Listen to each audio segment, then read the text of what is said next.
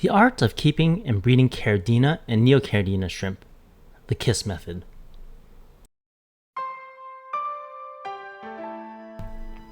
Honestly, keeping and breeding shrimp is quite easy. I'm going to go into depth about the key pieces that you'll need to get a great start.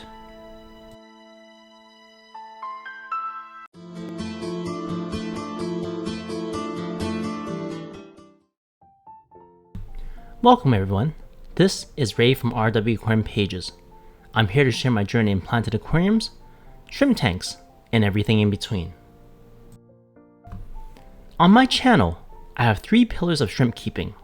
The first one is quality shrimp, the second one is water parameters within range, and the third one is patience. I deep dive into these 3 pillars and what each one means. But I thought about this further and watched many YouTube videos such as Shrimp Sanctuary and Shrimp Mania. Very great channels about shrimp keeping, and Shrimp Sanctuary is quite technical and highly recommended. I spoke with a few local master shrimp breeders and wanted to introduce the KISS method. Keep it simple, silly. It's best to keep things simple. You'll basically need an aquarium, a filter, substrate, and you're basically set and ready for shrimp once the tank has matured. But if you'd like to continue this video, I'm going to go into depth of these items and show you the easiest choices. The KISS method. Keep it simple, silly. Shrimp keeping is a fascinating and rewarding hobby that has gained popularity among aquarists in the recent years. I've been keeping and breeding shrimp for 20 plus years. 2 of the most common varieties kept in home aquariums are the Caridina and Neocaridina shrimp. They are small and vibrant and can add a touch of life and color to your aquarium.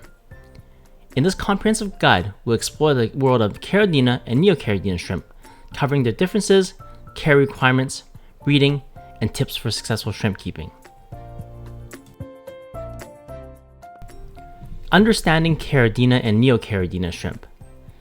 Before diving into the specifics of shrimp care, it's essential to understand the differences between Caridina and Neocaridina shrimp.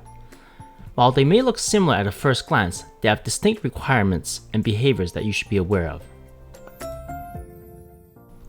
Caridina shrimp, including popular varieties such as the crystal red and crystal black shrimp, Taiwan bees, blue balts, pintos, and galaxy fishbones, are generally considered to be more demanding than their Neocaridina counterparts. They are prized for their striking and intricate color patterns. Caridina shrimp prefer soft water with specific parameters. They require a lower GH general hardness level around 100 parts per million, 0 kH, and a low pH value, usually between 5.5 and 6. The GH represents the concentration of calcium and magnesium ions in the water, which can affect the shrimp's molting and overall health. Neocaridina shrimp. Neocaridina shrimp, including the popular types such as cherry shrimp, blue dream shrimp, yellow shrimp, are more adaptable and forgiving in terms of water parameters. They're known for their vibrant and solid colors.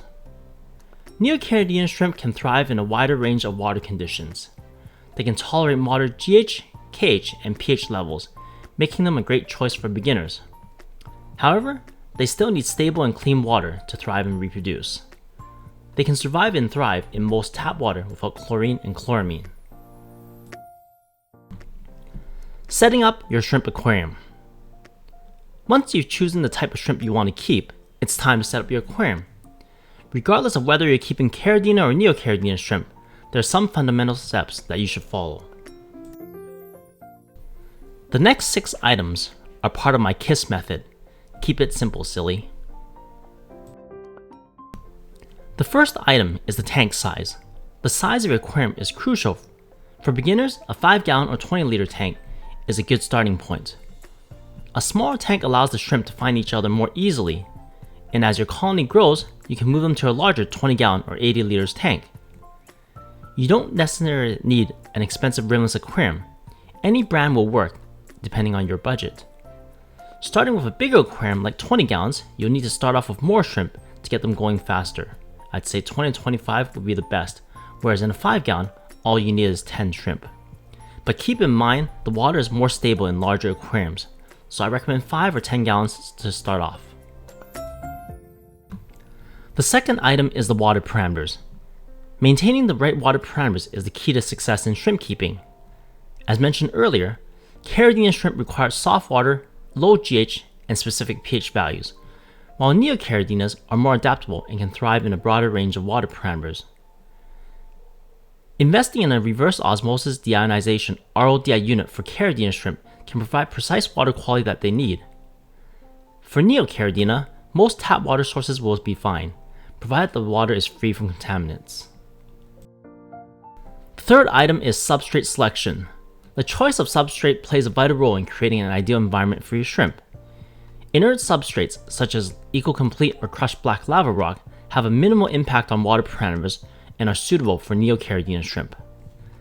Active substrates, such as ADA or Aquarium's Neosubstrate, are designed to lower pH and soften water for your Caridina shrimp. You can choose between a thin layer or a thick layer of substrate based on your preferences. The fourth item is filtration. When it comes to filtration, simplicity is often the best for shrimp tanks. A sponge filter is usually all that's needed to provide adequate filtration while maintaining a gentle water flow. Hang-on back and canister filters offer enhanced filtration capabilities, but can be more expensive and have more moving parts that can potentially malfunction. For most hobbyists, a sponge filter is perfectly sufficient. The fifth item is lighting.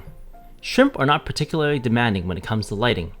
You can use various types of lights, from fluorescent bulbs to programmable LED lights, depending on your aesthetic preferences and budget. Heating and temperature. Most room temperature will work for these shrimp, but maintaining a stable temperature is essential. Caridina shrimp typically thrive around 22 degrees Celsius or 72 degrees Fahrenheit, while Neocaridina prefers slightly warmer waters at 25 degrees or 77 Fahrenheit. One other thing to add is plants. It can be little or lots of plants. You can use a little bit of plants for breeding setup and lots of plants for a planted display tank. Some recommendations are the different types of mosses and buces. So the 7 items that we mentioned above are the key elements of creating a shrimp aquarium. Next, we'll talk a little bit more about obtaining the shrimp. Obtaining shrimp. I highly recommend getting juvenile-sized shrimp with mixed sexes or unknown sexes. Adult shrimp don't adapt to new environments as well as the juvenile shrimp. I personally provide high-quality homebred shrimp over import shrimp, as there are many reasons, from diseases to different water quality. Mature aquarium. Make sure the aquarium is fully cycled and mature with some biofilm all over the surfaces. As shrimp are scavengers, that will be their main food source. Feeding your shrimp. Proper nutrition is crucial for the health and vitality of your shrimp. Shrimp are scavengers by nature and will feed on algae, biofilm, and detritus that naturally occur in your aquarium. However, you can supplement their diet with high-quality shrimp-specific foods.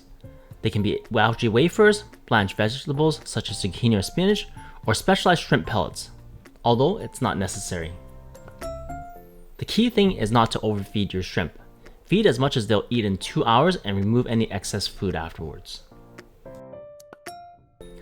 Breeding shrimp. One of the most exciting aspects of shrimp keeping is watching your colony grow through breeding. Both Caridina and Neocaridina shrimp are prolific breeders under the right conditions. To encourage successful breeding, consider these following tips. Providing some hiding places. Shrimp, especially baby shrimp, appreciate hiding spots, so a little bit of plant such as moss works well. I currently like to use Taiwan and flame moss. Maintaining stable water parameters. Consistency in water quality is essential for breeding. Frequent parameter fluctuations can stress the shrimp and hinder breeding. Separate juveniles. If you want to maximize the survival rates, consider transferring the juvenile shrimp to a separate nursery tank. Patience. Shrimp breeding takes time. It may take a few months for your shrimp to reach breeding age, so be patient and allow the colony to establish itself. Selective breeding. If you have specific color or pattern preferences, you can engage in selective breeding to create unique and desirable shrimp varieties. When selecting shrimp, go over juvenile size and mixed sexes. Another key factor is to get enough shrimp, and I don't recommend less than 5 shrimp. In conclusion, Keeping and breeding Caridina and Neocaridina shrimp can be fascinating and rewarding for everyone. By understanding the key differences between these two types of shrimp and providing suitable aquarium conditions, and pay attention to key aspects such as water parameter, substrate, filtration, and feeding, you can create a thriving and colorful shrimp colony. Remember that patience is a virtue in shrimp keeping, and over time, you'll witness the growth and multiplication of these guys. What's your opinion of the KISS method, keeping things nice and simple? Please comment below and let's discuss. I absolutely love sharing my experiences, success and failures with everyone. It's just so exciting to document my journey in planted shrimp tanks and to share it with others. Stay tuned for more informative videos, as I got plenty of content in store for you. Thanks for watching and listening to my rambles. I really appreciate it. Have an awesome day and happy shrimp keeping. Thanks for watching!